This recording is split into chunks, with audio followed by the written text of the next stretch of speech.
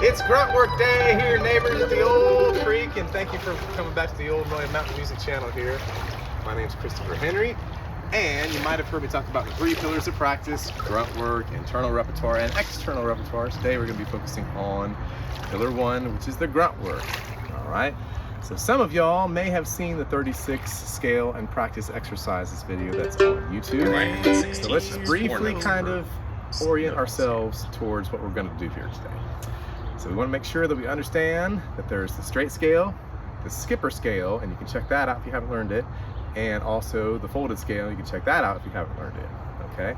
The thing that we really want to become cognizant of is how important it is to do the iterations of each scale and pattern. Okay, what is an iteration? It's like, for our purposes here, it's just how many times you're playing the single note. All right, so your single major G scale,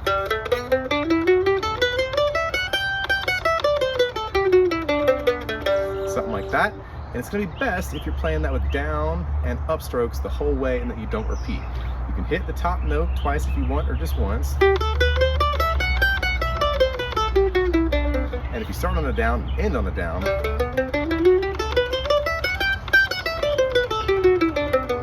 you will know that you have done it right. Okay? So our first iteration for the G major scale is going to be 2 strokes per note. Okay? So down and up with every note.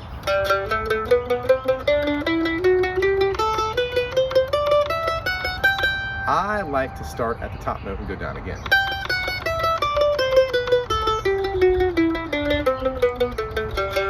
Maybe you're giving me like weird looks. Rolling?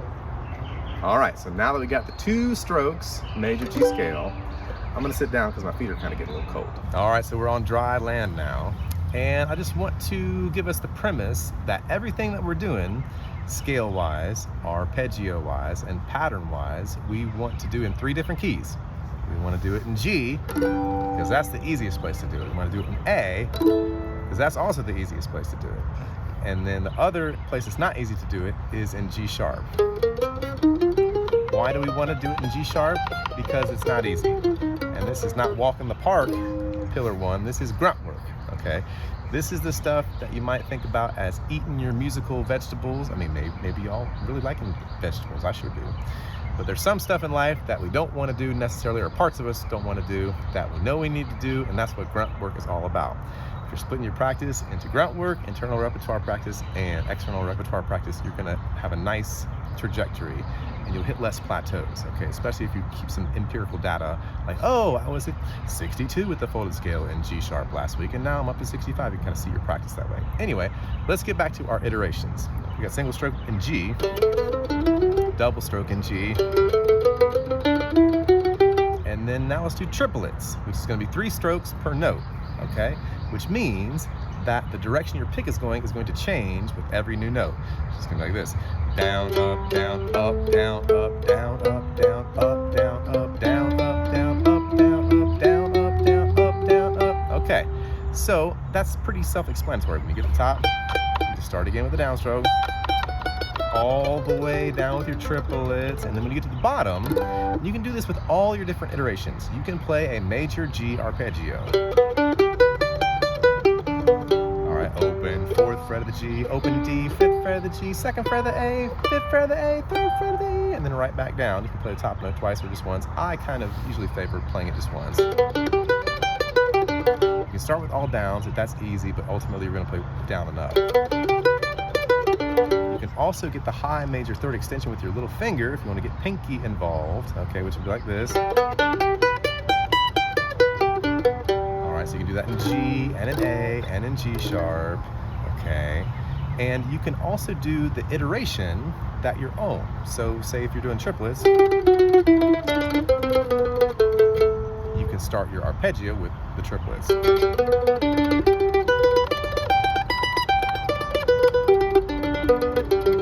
All right, moving on, we're gonna have 4 strokes per note, which equals the way we think about 16th notes if we're counting the strong beat as the quarter note.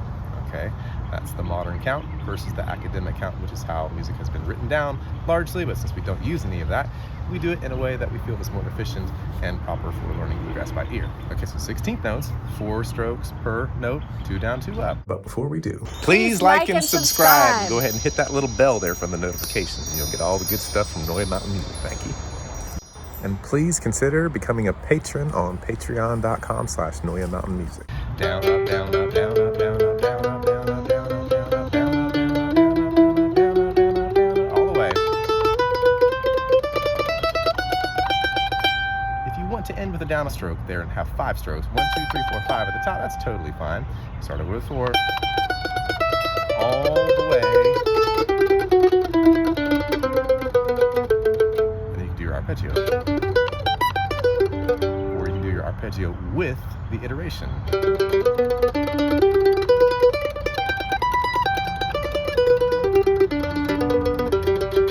Okay, so we're going to skip 5 strokes per note because that's not especially useful practice.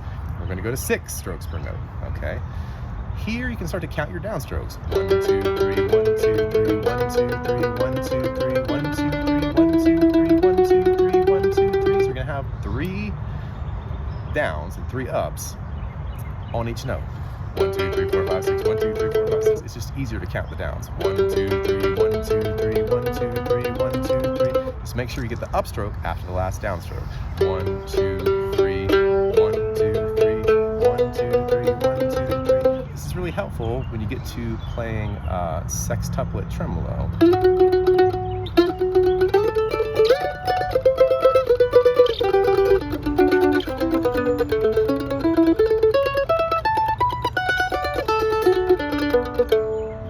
Practicing those 6s, and that's good for tremolo, you know.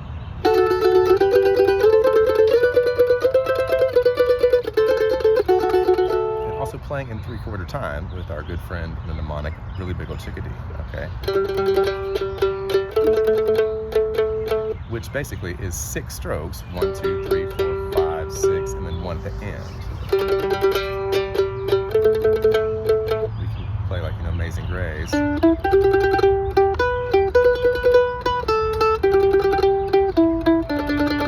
if you're getting practice with your 6s, 1, 2, 3, and then just 1 more stroke, that's going to be your Really Big Ol' Chickadee. Really Big Ol' Chickadee. Really Big Ol' Chickadee. Okay, so don't forget that we want to do all of these iterations in each key, followed by an arpeggio. Okay. We've done 1, 2, 3, 4, and 6. Now we're going to go up to 32nd notes, which is 8. All right, so 8 strokes on each note. 1, 2, 3, 4. You can count your downstrokes if you want to. It's really 1, 2, 3, 4, 5, 6, 7, 8. Count your downstrokes. 1, 2, 3, 4. 1, 2, 3, 4. 1, 2, 3, 4. 1, 2, 3, 4. 1, 2, 3, 4. 1, 2, 3, 4. 1, 2, 3, 4. 1, 2, 3, 4. All the way up, all the way down.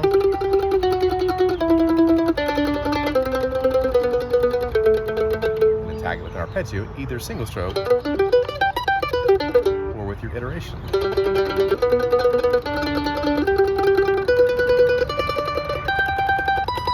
good for playing cleanly. Articulation. Not easy to cross strings cleanly, you know, like that. So that's one reason to practice it. Okay. So 1, 2, 3, 4, 6, and 8. That's what we've covered so far. We also want to get the shuffle lick in there. All right. 1 and a 2 and a 3 and a 4 and a 1 and a 2 and a 3 and a 4 and a 1/8 note and 2 16th notes is how this works. Down, down, up. You can think about it like strawberry. Strawberry, strawberry, strawberry, strawberry, strawberry, strawberry, strawberry, strawberry. This is kind of the engine for beginning mandolin and some intermediate mandolin. So you get all the way to the top, all the way to the bottom. Strawberry, strawberry, strawberry, strawberry. You can do your arpeggio with the shuffle lick if you like.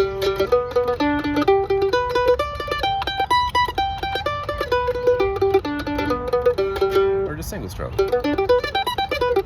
Doesn't really matter. Okay, so right there you have 1, 2, 3, 4, 5, and 6, 7 different iterations of the major G scale. Okay, So once you get those underneath your belt, take it all up to A. Do them exactly the same you did in G, except you're just in the key of A. Tag them with the arpeggio, all that kind of stuff. 1, 2, 3, 4, 6, 8 shuffle lick. Okay, and then take it to G sharp. That's the hardest one of them all.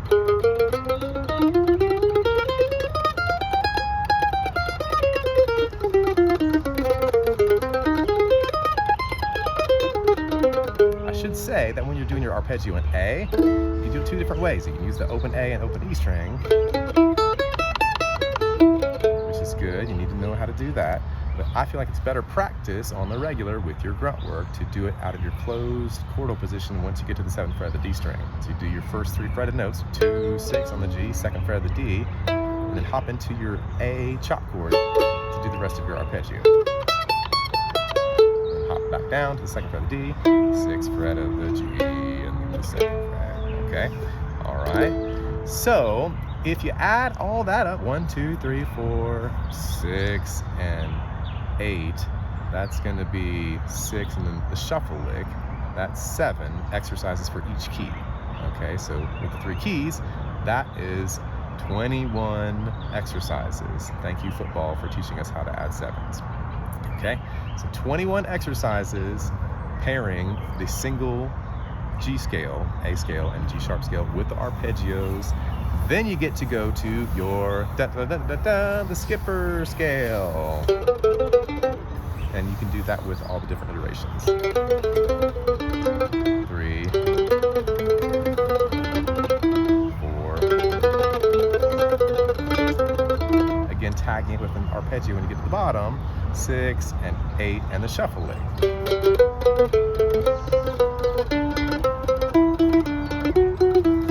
Etc. in G and in A and in G sharp. Okay, so 21 and 21 equals 42. 42.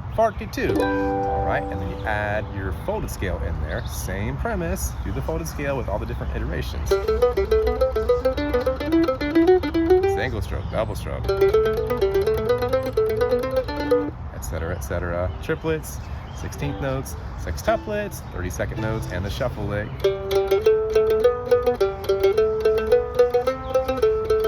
etc. Tagging all of that with arpeggios. And so we got 42 plus 21 equals, quick math, 63. That is 63 exercises.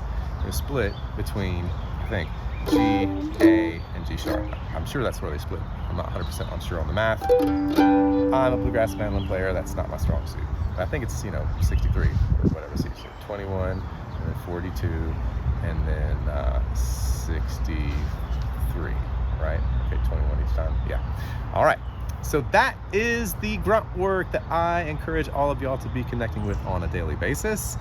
And if you're pairing that, of course, with your internal repertoire, pillar 2, and external repertoire, we haven't really done a video on external repertoire yet, but that would just be like sitting down with a recording and listening to it till you kind of hum it and then breaking it apart one little phrase at a time. And I would like to head towards doing a demonstration of that in the Monroe style improvising courses that y'all might be familiar with. We do that a lot with Bill Monroe's material. I call them hacking teaching videos. So you're watching me do the process of hacking, which is external repertoire. I don't know it in my mind. I mean, I might know it-ish, but you got to study the recording to get the little phrases broken down. It can be very, very frustrating. It can take a lot of time, but it's one of the best things that you can do for your comprehension and your ear and your, ability to figure stuff out on your own. Efficient, so to speak. All right. So this is your grunt work. Okay, and you can extend it to all the different keys, B flat, B, C sharp, all the different keys. I just recommend G, A, and G sharp because those are the ones that help me the most. If you do it in G, you kind of get C for free a little bit. If you do it in A, you kind of get D for free. And if you do it in G sharp, that's a closed position. And you'll be able to have A closed, B flat closed, B closed, C closed, etc., on out of the neck. Pattern doesn't change, although the frets get a little bit smaller together as you're heading north, as you're heading this way. Okay, so this is the stuff that I have found with people who really kind of hesitate to use the word religiously attend to, but are devoted to attending to on a daily basis. This really helps your trajectory soar. So if you're working with the metronome, and I might need to do a metronome video, someday, soon. If you want to orient yourself to the quarter note click, click, click, click, click. Then when you're playing, for instance, your 16th notes, there are going to be 4 of them. So click, click, click, click. If you're doing your single note, click, click, click, click, click, click, click, click.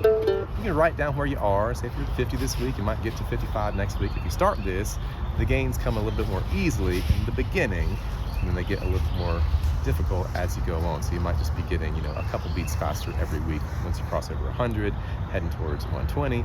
If you get over 100 with the folded scale in G, A, and G sharp, it's hard with G sharp obviously, then you're really doing good. If you can get it up to like 120, then you're really doing great. And if anywhere beyond that, you know, if you get it towards 150, you're in breakdownville, and then you're just laughing. Everything becomes so much easier at that point. I didn't do a lot of scales and arpeggios. I did a lot of arpeggios, but not too many scales, certainly not the folded scale, until I saw Chris Thiele teaching it, and I was like, well, he can play good. Let's check it out. And so I started doing it, and over a course of about, you know, maybe, I don't know, a summer, at the end of the summer, I could play this folded scale really fast, and it helped my global technique a lot. So that was my experience with the folded scale, and I would encourage y'all to connect with your grunt work. And if you like the content here, please think about subscribing and writing a little comment about what you're connecting with or what you'd like to see.